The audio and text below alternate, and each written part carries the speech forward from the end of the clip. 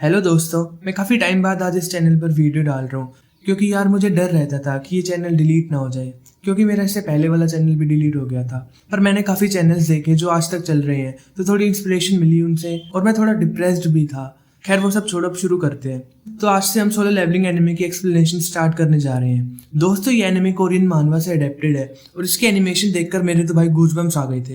Episode 1 की starting में हमें 3 साल पहले का सीन दिखाते हैं। एक आइलैंड के पास बहुत सारी शिप्स तैनात होती हैं और वो किसी चीज पर अटैक कर रहे होते हैं। तो एक आदमी शिप के कैप्टन से कहता है हमें डटे रहना होगा। तो कैप्टन उससे कहता है इसका कोई फायदा नहीं, हमारे वेपन्स उन पर काम नहीं करेंगे, अब हमें हंटर्स पर ही सब छोड़ना होगा। फिर हम देखते हैं कि आइलैंड पे बहुत सारी बड़ी सी एंट्स होती हैं और हंटर्स उनसे फाइट कर रहे होते हैं। इनके पास कुछ मैजिकल पावर्स होती हैं पर ये लोग काफी वीक होते हैं और हारने लगते हैं।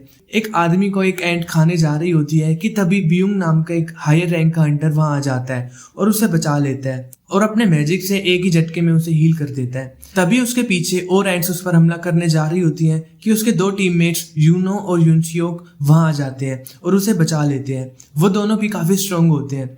दोस्तों ये तीनों एस रैंक हंटर्स हैं। वो दोनों ब्यूंग से कहते हैं कि वो काफी जल्दबाजी कर रहा है, तो वो बोलता है कि उसे ज्यादा से ज्यादा लोगों की मदद करनी है और उसे उन दोनों पर विश्वास है कि वो उसे बचा ही लेंगे।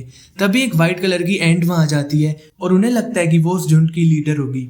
शी नॉर्मल एंट से स्ट्रांग होती है पर वो दोनों उसे मार ही देते हैं कि तभी वो देखते हैं कि ऐसी और भी एंट्स हैं। फिर हमें उन दोनों हंटर्स की असली पावर्स देखने को मिलती हैं जिससे वो उस झुंड को भी खत्म कर देते हैं। फिर हम देखते हैं कि उनकी दूसरी टीम एक अलग लोकेशन पर होती है और इस टीम के लीडर का नाम कोय है। वो यूनो की टीम को देख रहा होता है और सोचता है अब उनकी बारी। वो रेड एंट्स को अपनी फायर पावर से जला देता है पर व्हाइट एंट्स आगे बढ़ने लगती हैं तो वो अपनी टीम को अटैक करने का ऑर्डर दे देता है।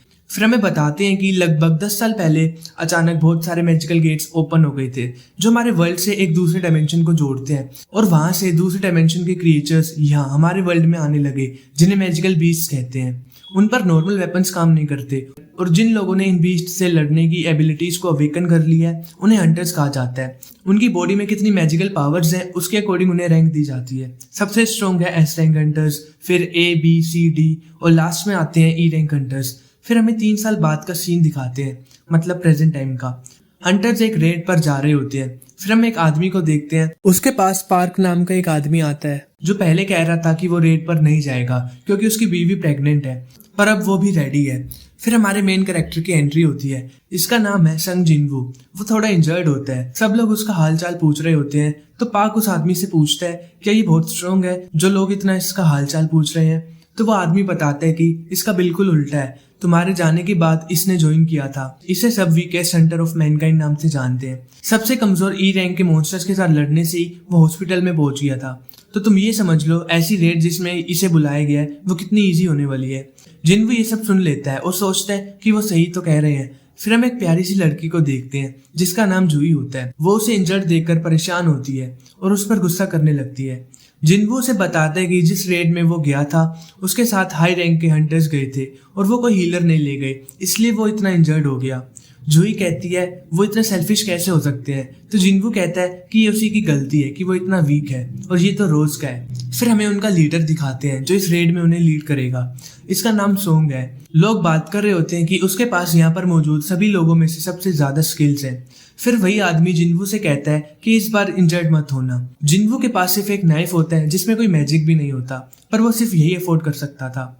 फिर वो एक मैजिकल गेट के थ्रू एक डंजन में एंटर करते हैं। इसके बाद हमें हंटर्स का चेयरमैन दिखाते हैं। वो एक आदमी से बात कर रहा होता है कि हम हंटर्स बीस्ट्स को मारकर ये एसेंस स्टोन्स और माना क्रिस्टल्स कलेक्ट करते हैं और इन्हें बेचकर पैसे कमाते हैं। दूसरी तरफ डंजन में हम देखते हैं कि जिनवू को एक स्टोन मिल जाता है। इतने में अचानक एक बीस्ट उस पर अटैक कर देता है। जिनवू अपने नाइफ से डिफेंस करने की कोशिश करता है पर उसका नाइफ टूट जाता है और वो बीस्ट उसके पेट में तलवार घुसा देता है। तभी पार्क वहां आकर उस बीस्ट को मार देता है और जूही को जिनवू की देखभाल करने के लिए कहकर वहां से चला जाता है। जिनवू का काफी ज्यादा खून बह रहा होता है। अब जूही एक हीलर है तो वो जिनवू को हील करने लगती है और जिनवू देखता है कि कैसे सभी हंटर्स बीस्ट को मार रहे होते हैं पर वो इतना वीक है। दूसरी तरफ चेयरमैन उस आदमी को बता रहा होता है कि एसेंस स्टोन्स हायर रैंक के बीस्ट को मारकर मिलते हैं और इनसे वो वेपन्स बना लेते हैं जिनसे वो और भी ज्यादा पावरफुल बीस्ट से लड़ सकते हैं और जो माना क्रिस्टल्स है वो डंजन्स में मिलते हैं, पर इनमें कम पोटेंशियल होता है। गवर्नमेंट इन दोनों को एक अच्छा पावर सोर्स मानती है क्योंकि ये फॉसिल फ्यूल्स की तरह पोल्यूशन नहीं करते और ये बाकी पावर सोर्सेज से भी बेहतर है। वो इनसे इलेक्ट्रिसिटी प्रोड्यूस करने पर काम कर रहे हैं। फिर हम देखते हैं कि डंजन में सभी मिलकर बीस्ट के बॉस को मार देते हैं। जूही जिन्वू को डांट रही होती है कि तुम एक हंटर बने नहीं रह सकते, नहीं तो तुम्हारे साथ इससे भी ज्यादा कुछ बुरा हो सकता है। जिन्वू ने सिर्फ एक ई रैंक का स्टोन कलेक्ट किया होता है जो सबसे लो रैंक है और इसके लिए उसे अपनी जान दांव पर लगानी पड़ गई। फिर उन्हें वहां एक केव दिखता है और सब हंटर्स सोचते हैं कि उन्हें इसके अंदर और ज्यादा लूट मिल सकती है। सॉन्ग कहता है उन्हें हंटर एसोसिएशन के ऑर्डर का वेट करना चाहिए। पार्क कहता है ये सिर्फ एक डी रैंक डंजन है तो सब ठीक ही होगा। उसका दोस्त कहता है कि उन्हें ज्यादा माना क्रिस्टल्स भी नहीं मिले हैं और वो थोड़ा बहुत रूल्स को तोड़ ही सकते हैं। सॉन्ग कहता है पर यहाँ जाने में रिस्क है। फिर वो वोटिंग करवाते हैं कि कौन कौन अंदर जाना चाहता है और कौन नहीं। 6 लोग अग्री करते हैं और 6 लोग मना कर रहे होते हैं। फाइनल वोट जिन्वू देता है और वो हाँ कह देता है क्योंकि उसके डैड मिसिंग होते हैं और अब उसे ही अपनी फैमिली की देखभाल करनी होगी। उसकी मोम भी बीमार होती है तो उनके इलाज के लिए और उसकी बहन के कॉलेज की फीस के लिए उसे पैसे चाहिए होते हैं, इसलिए वो एक हंटर बनकर पैसे कमाना चाहता है। तो वो सभी अंदर जाने का डिसाइड करते हैं। फिर हम देखते हैं कि एक जगह हंटर्स की ज्वाइनिंग हो रही होती है। वहां उनका टेस्ट करके उनसे किसी कॉन्ट्रैक्ट पर साइन करवाया जा रहा होता है। फिर एक आदमी गिल्ड मास्टर कोई को कॉल करता है और बताता है कि अब तक एक बी रैंक और 2 सी रैंक हंटर्स ने साइन कर दी है। कोई कहता है अच्छा है, अगर तुम्हें वो यूजफुल लगते हैं तो तुम उन्हें ऑफर देते रहो। अब हमें काहाइन जितना पावरफुल हंटर तो मिलने से रहा। फिर हम देखते हैं कि कुछ रोबर्स एक लड़की का पर्स चुरा कर भाग रहे होते हैं कि तभी उनके सामने एक लड़की आ जाती है जो पावरफुल लग रही होती है। वो उन रोबर्स से पर्स छीन कर उस लड़की को दे देती है। यही लड़की काहाइन है और ये एक एस रैंक हंटर है। फिर हम जिन्वू की टीम को देखते हैं। उन्हें केव में एंटर करे लगभग 40 मिनट हो चुके हैं और वो बात कर रहे होते हैं कि उन्होंने बीस्ट के बॉस को मार दिया है तो उसके बाद कम से कम 1 घंटे तक गेट बंद नहीं होना चाहिए। तो उनके पास अब 20 मिनट और है। जिन्वू जूही से सॉरी मांगता है क्योंकि उसके वोट की वजह से उसे भी अब उनके साथ अंदर जाना पड़ रहा है। जूही फिर से उस पर गुस्सा करने लगती है क्योंकि वो उसे पूरी तरह से हील नहीं कर पाई थी। उसके बावजूद भी वो आगे जा रहा है। वो संग को कहती है कि वो उसे खाने के लिए कहीं बाहर ले जाए क्योंकि वो उसकी काफी बार जान बचा चुकी है। फिर वो सब एक गेट के पास पहुंच जाते हैं। दूसरी तरफ हंटर्स का चेयरमैन गो न्यूली ज्वाइंट हंटर्स को बता रहा होता है इस बात को 10 साल हो चुके हैं जब पहला गेट खुला था, पर हमें अब भी डंजन्स के बारे में बहुत सारी बातें नहीं पता। हंटर बनने का मतलब है अपनी लाइफ को रिस्क में डालना। इवन जो लोग रेड्स पर जाने के लिए रेडी हो गए हैं वो भी अपने गार्ड्स डाउन नहीं कर सकते।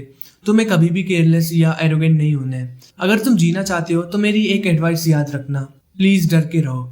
फिर हम देखते हैं कि हंटर्स गेट खोलकर अंदर चले जाते हैं और वहां की मशालें अपने आप ही जल जाती हैं। उस डंजन में बहुत बड़े बड़े स्टैचूज होते हैं और एक स्टैचू होता है जो सबसे बड़ा होता है। उन्हें वहां कोई बीस्ट नहीं दिखता। एक स्टैचू पर कुछ लिखा होता है, the commandments of the Cardinon temple. पहला, गॉड की रिस्पेक्ट करो। दूसरा, गॉड को प्रेज करो। और तीसरा, prove your faith to the God. जो इन लॉज को फॉलो नहीं करेगा वो यहाँ से बचकर जिंदा नहीं जा सकता। तभी जूही कहती है कि उसने उस बड़े से स्टैचू की आंखों को हिलता देखा। वो उन्हें देख रहा है। जिन्वू उसे कहता है ये उसका वहम होगा। तभी अचानक से वहां का गेट बंद हो जाता है। फिर एक आदमी कहने लगता है मुझे इसी बात का डर था, तुम लोग ही इस चीज को सीरियसली नहीं ले रहे थे। हमें कभी भी यहाँ नहीं आना चाहिए था। अब मैं यहाँ से जा रहा हूँ। तभी अचानक से एक स्टैचू मूव करता है और उसका सर धड़ से अलग कर देता है। ये देखकर सबके होश उड़ जाते हैं और वो सोचते हैं कि वो इनसे कैसे लड़ेंगे। जिन्वू भी काफी डर जाता है क्योंकि वो लड़का जो मरा वो उससे ज्यादा स्ट्रोंग था। जिन्वू सोचता है ये एक डी रैंक डंजन होना चाहिए था और अगर ये स्टैचू मूव कर सकता है तो इसका मतलब फिर वो सबसे बड़े स्टैचू की तरफ देखने लगता है और सोचता है कि वो काफी बार मौत के मुंह से वापिस आया है। अपनी पहली ही रेड में वो सबसे अलग हो गया था और उस पर ई रैंक के बीस्ट ने अटैक कर दिया था, जिसके बाद वो हफ्तों तक हॉस्पिटल में था। ज्यादातर हंटर्स एसेंस स्टोन्स को बेचकर कमाए पैसे से और अच्छे हथियार खरीदते हैं जिससे वो और ज्यादा पावरफुल बीस्ट को मार सकते हैं और ज्यादा रिवॉर्ड पा सकते हैं। पर वो सिर्फ एक नाइफ ही अफोर्ड कर पाया और अब वो भी टूट चुका है। इतने सारे लाइफ थ्रेटनिंग इंसिडेंसेस ने उसे हर मौके पर अपनी आंखें खुली रखना सिखा दिया है, इसलिए वो बता सकता है कि सब लोग झुक जाओ। वो चिल्लाकर बोलता है और तभी उस बड़े से स्टैचू की आंखों में से एक बीम निकलती है जिससे कुछ हंटर्स जलकर राख हो जाते हैं। उनमें से किसी ने भी ये एक्सपेक्ट नहीं किया था। जूही डर से कांपने लगती है। जिन्वू कहता है कि वो सब मारे जाएंगे और ये एपिसोड यहीं पर खत्म हो जाता है। तो दोस्तों कैसी लगी वीडियो, लाइक शेयर और कमेंट जरूर कर देना और बाकी की वीडियोस आपसे मिस ना हो इसके लिए चैनल को भी सब्सक्राइब कर लेना।